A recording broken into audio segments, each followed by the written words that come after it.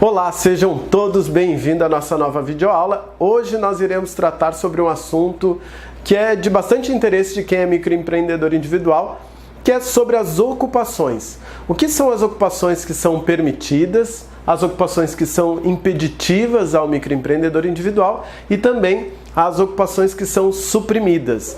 Na verdade, a nossa aula vai se basear bastante nessa questão aqui das suprimidas, porque isso tem bastante dificuldade, o pessoal aí acaba não entendendo quais são as consequências e o que precisam ser feitos.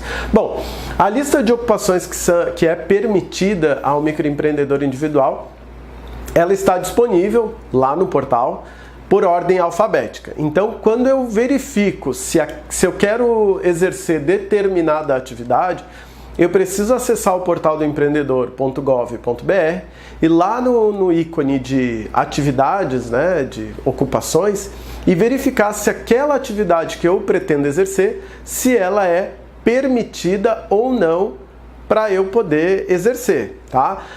Tendo a atividade lá, ok, dá para seguir e fazer o processo de formalização tranquilamente. A questão das atividades impeditivas, tá, é já para facilitar o processo de busca lá dentro do portal. O que são atividades que são impeditivas? Quando a gente vai formalizar dentro do portal do empreendedor individual, lá na relação de atividades permitidas, não tem nenhuma atividade que seja de natureza técnica ou intelectual. Ou seja, as atividades que são impeditivas ao microempreendedor individual são aquelas atividades que normalmente têm algum tipo de conselho de classe ou que precisa de alguma formação específica para poder exercer essa atividade. Então, vamos supor que o MEI,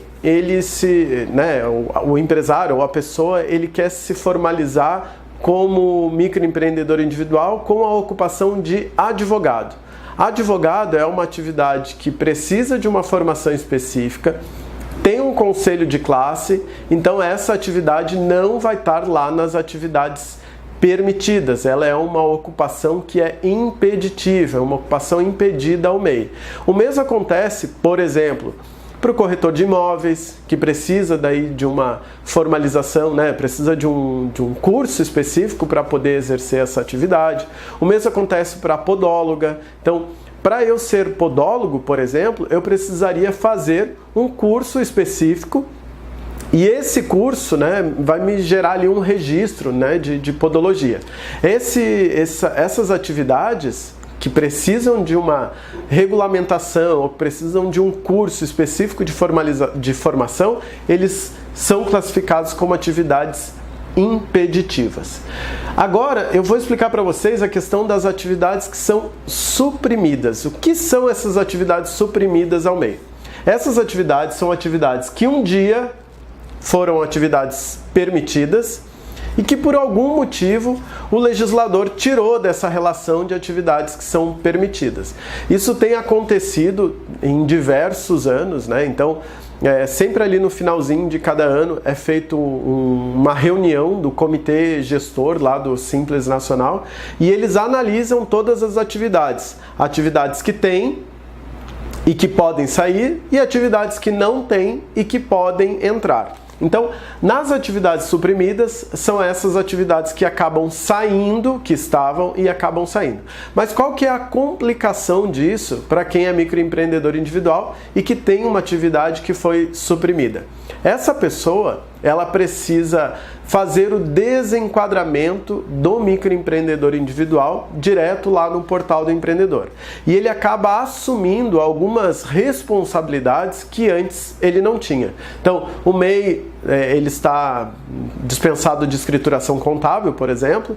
Quando ele tem uma atividade que é suprimida, que é tirada lá das atividades que são permitidas ao MEI, ele passa obrigatoriamente a ter que contratar um contador.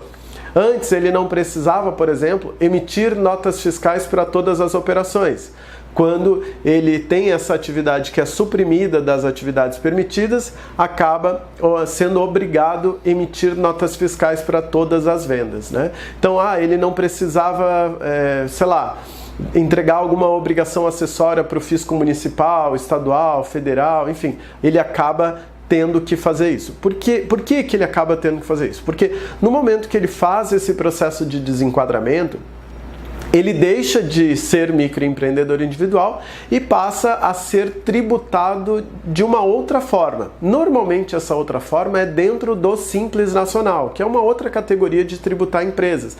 É uma categoria assim mais simples, mais barata, mas ainda assim tem alguns critérios, né? Então esse MEI ele acaba tendo que obrigatoriamente contratar um contador para ser tributado de uma outra forma.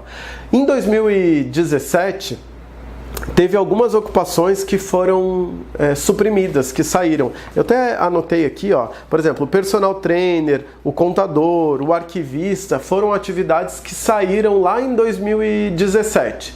Agora, no ano de 2018, teve uma lista bem maior de atividades que foram excluídas do microempreendedor individual. Eu não vou ler todas aqui, mas para vocês entenderem. Por exemplo, o comerciante de fogos de artifício, o comerciante de gás, aquele de gás de cozinha, né? Então, se você tem uma revenda de gás, essa atividade deixou de ser microempreendedor individual. Comerciante de peças e acessórios para motocicletas, produtos farmacêuticos, o dedetizador saiu, proprietário de bar também saiu. Então essas atividades, tem outras aqui que não são tão comuns, assim, sei lá, sepultador independente, são atividades que acabam saindo. Então, se você exerceu alguma dessas atividades, se lá no seu CNPJ tem uma dessas atividades, obrigatoriamente você precisa fazer o desenquadramento e vai precisar contratar um contador daí para cuidar da sua empresa. Aqui nesse vídeo, eu vou deixar aqui embaixo na descrição um material complementar com a lista completa das atividades que são permitidas e também das atividades que são impeditivas ao microempreendedor individual.